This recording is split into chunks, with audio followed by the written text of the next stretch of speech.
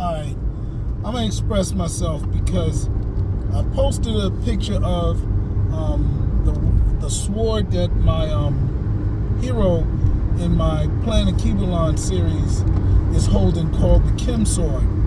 And I had got to issue 3 where I really hadn't got a chance to get into where the sword came from, how it was made. And I'm sometimes, probably all writers, unless you like Tolkien, you write what you need to write for your story and maybe a little bit more. So for me, I didn't really write about the sword and its origin until, I really got to that part in the story. Although I kind of had an idea of where it came from, I didn't really put all of the elements of that story together. So today, long introduction, right? I wanted to just share a few words on creating character, creating weapons and things that your character uses. So weapons and tools and other things like that your characters may use in the progress of your story. So my character, and I'm going to use Planet Kebalon in my first book, Thug Angel. I can even go movie, right? So I'll give you 3 examples. In the Planet Kebalon series, Planet Kebalon is a stem cell planet. It's the primary character in the story because it's the setting of the story. Later you may find out whether Planet Kebalon has a consciousness of its own, which I'm going to say yes, because they found that even Earth has consciousness, right? Earth is a living organism, so we don't know if it has a consciousness or not, but we know it's a living organism. So a Planet Kebalon is that, right? But it's not important for the story because story takes place on Planet Kebalon. Now, Planet Kebalon produces life. It's like an egg and a sperm all together, right? Elements in it produce life in the way that Prometheans did in the story Prometheus. They play with life-generating materials to come up with new types of life forms. Planet Kebalon allows those life forms to incubate and develop a culture and a way to reproduce and all that, heal itself, feed itself before they leave the planet, right? So the weapons needed to be relative to that. So I didn't want to do a lightsaber where it is a kyber crystal that's formed and out of kyber crystals from some lost planet, and there's a big ceremony around it because the Jeddah, is a different entity. So my weapon had to be relative to the story and the elements in the story. So my weapon is a naturally formed material that is shaped, which is all right. All metals are naturally formed materials, but it's a naturally formed material specific to Planet Kebalon. And one of the things that they say in the beginning, this conspiracy theorist of 666, it's 6 atoms, melanin, and damn, I forgot. I got to get my conspiracy theories together. But anyway, melanin is one of the 6, right? Or one of the 3 that have 6. Protons, neutrons, electrons. That's another 6, right? But there's another one that talks about melanin being one of them. And I got to get it correct if I'm going to share it. But when I do my presentation on it, I'll have it together, right? This is just a little sci-fi express lane. Anyway, I took melanin from that. So my planet has the sperm, the egg, and then the melanin is an element that they have in that planet, which is not something that we see expressed as a mineral. Right? You've never seen a rock of melanin. Right? You've never seen it. You see melatonin, which are little pills, but never something like as a rock. So I made that have so much of abundance that it is a pliable mineral. And this melanin sword is able to absorb light, and when it's wielded in a certain way, it can become invisible. You can't see it, right? So that is even different than the lifesaver. I don't know which is more dangerous, a lifesaver or the Kim sword, but either way, it's very much like the Excalibur, because it's long like the Excalibur, but Excalibur sword, but it's not that type of sword. It does have similar elements from its use to the Ashanti sword, where it was not used until it was needed to be used. So that is like the Ashanti sword, where they used it to bury it in the sand and in the tribal conflicts, right? In the Ashanti tribe in Africa, West Africa.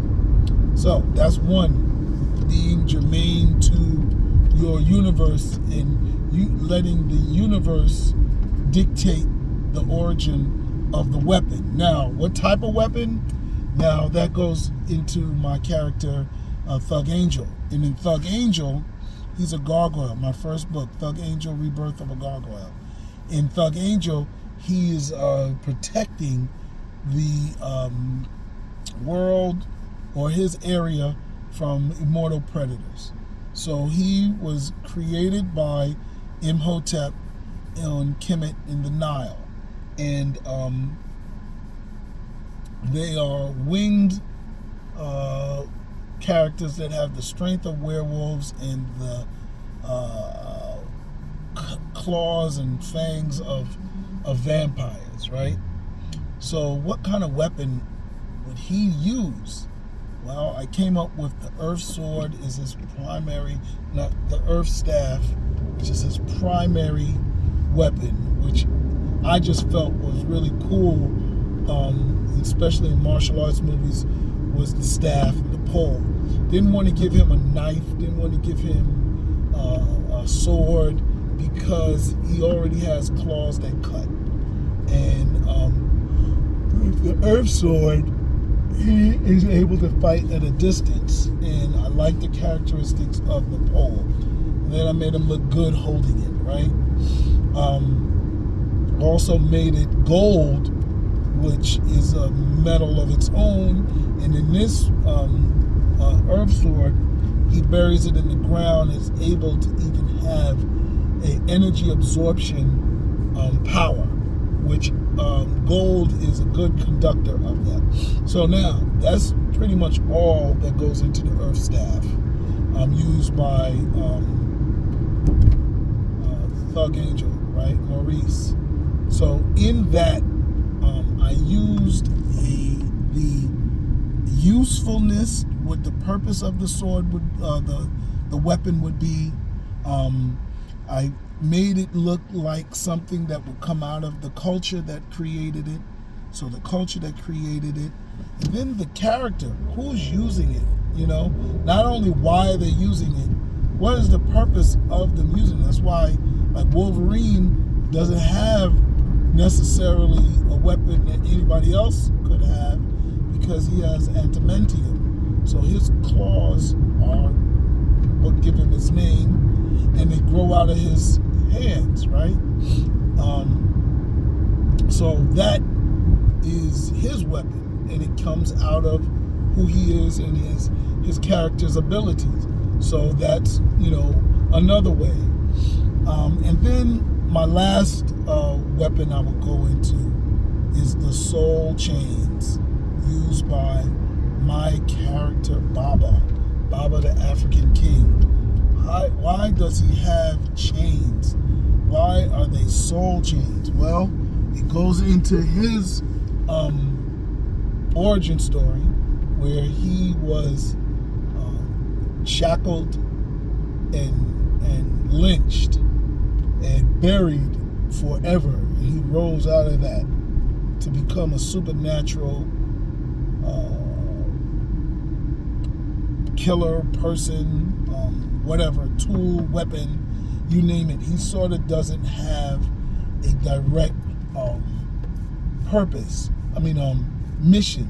He just protects the dead, and he's sensitive and triggered by certain things, specifically sex and loose behavior, because he's very conservative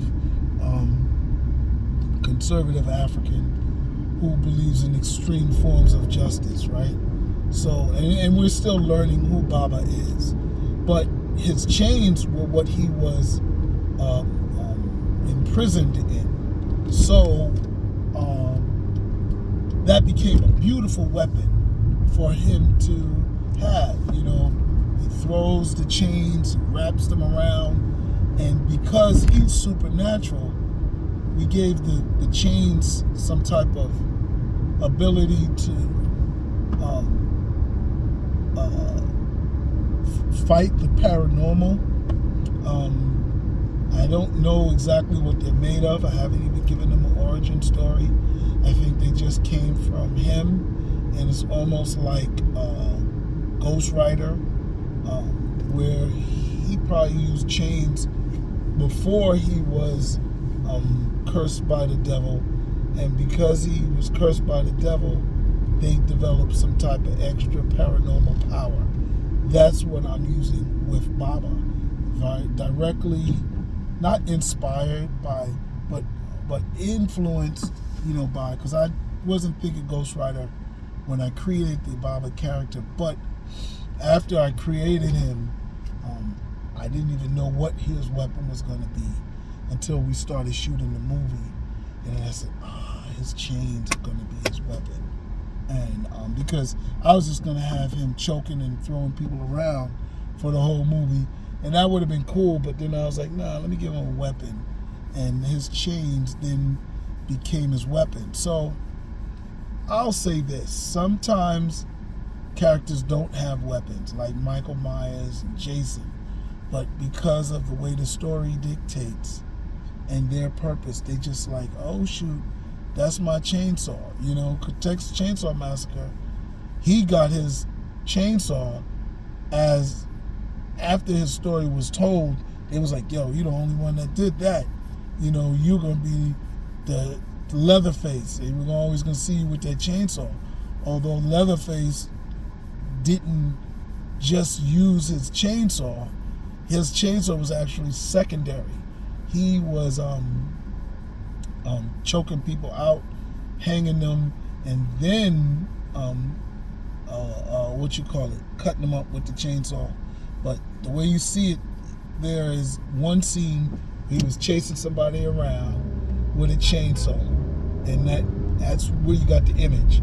But throughout the movie, he was beating them up, knocking them out, dragging them and hanging them, throwing them in freezers, then cutting them up with the chainsaw. So that's that. I just wanted to give a little background, a little commentary on creating weapons for characters. Check out Plan and Keebalon Book 2, Kickstarter live right now. And that's it. Deuces, y'all. Like, subscribe, share, and comment.